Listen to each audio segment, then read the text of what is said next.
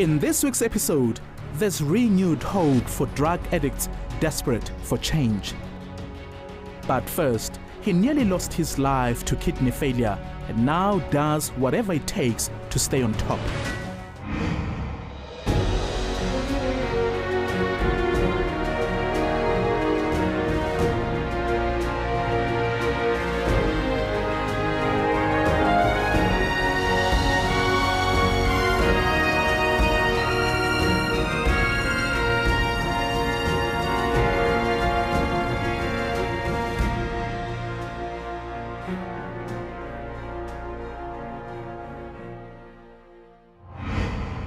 Daniel Matsoso was on the verge of sporting greatness when he suddenly suffered kidney failure. Within a few weeks, an athlete who was at the peak of physical fitness was now fighting for his life in hospital. Even those who believed in Daniel almost thought it was over. No one expected him to bounce back the way he did.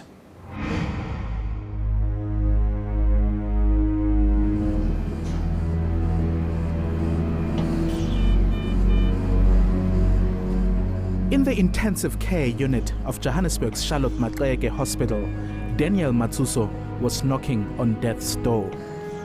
We weren't totally sure what Daniel's situation was. All we knew was he was fighting for his life. When we first visited him, he wasn't even conscious. Every day, I worked, and then every time after work, I had to go and check him at the hospital.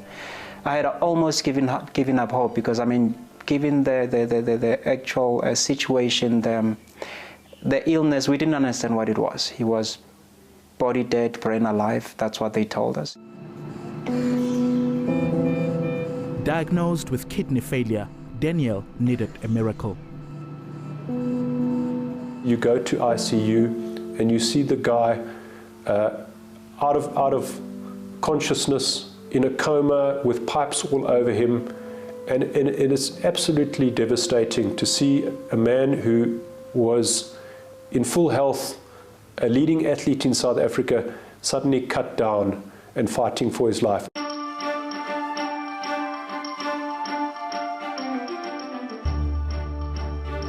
Daniel Matsoso, a healthy athlete from Alexandra, Johannesburg.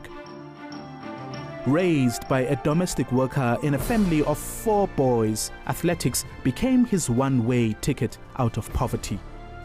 I was belonging to Wanderers Athletics Club for a long time. And then Richard Meyer is the guy who's the mentor for the Wanderers Athletics. At first, Daniel competed in small tournaments. Sometimes when I was doing the road running, I was getting an extra income, like winning the junior categories. It was nice to receive 50 rand or 75 rand. But the young athlete quickly sped past his peers. By the late 90s, he was winning locally sponsored races and representing Gauteng in national tournaments. Other people who of similar talent have run for South Africa. So we had high hopes. He was a young man with lots of talent, starting to get his focus, his direction. The next step, Daniel wanted to take on the world. There is provinces, and then you build a country when it's the inter-province. I was looking forward to get those colors and working hard to be I can go to the Commonwealth or the Olympics. But in 2000, as he continued to train, Daniel began feeling ill. I didn't know what is happening about myself, and the color of my skin started to change as well. I'm getting darker. Within a few weeks, one of South Africa's most promising young athletes could no longer move a single muscle. Daniel had suffered kidney failure.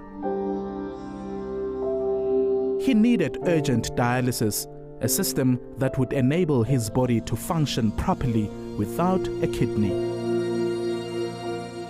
As he hoped for a donor, he learned that some of his fellow patients had been waiting as long as 10 years. They were my friends, and then when you come, they told me, no, he got admitted over the weekend, and then you come, it's Monday, they told that he passed on. Now in a wheelchair and recovering at home, he anxiously waited for a kidney. It took 3 long years to find a matching donor for Daniel. It was a man from the Free State. The transplant was done immediately. They told me, no, you're no more gonna dialyze because the kidney is working. I was feeling very happy and waiting to get discharged from the hospital. Daniel wasn't going to take this second chance for granted. Having relearned how to walk, it was time for him to run again. By 2006, he had returned to athletics in full force, representing South Africa in the world's first organ transplant games in Thailand. Today, Daniel Matsoso ranks number 1 in the world in the transplant's 5-kilometer road race. I feel so proud to be there, because each and every year the competition is getting tough.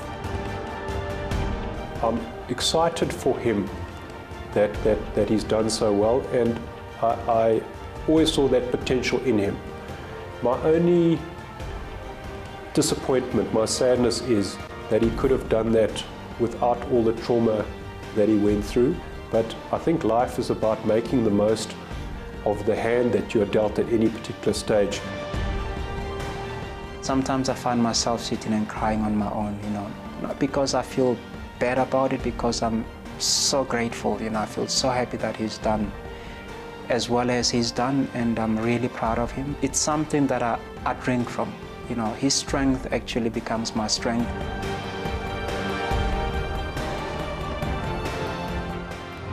Congratulations to you, Daniel, for showing incredible courage and for representing your country with diligence. As always, we appreciate your feedback. Against all odds at enca.com, we also have a presence on Twitter and Facebook. When we return, his selflessness is the reason why he's changed so many lives.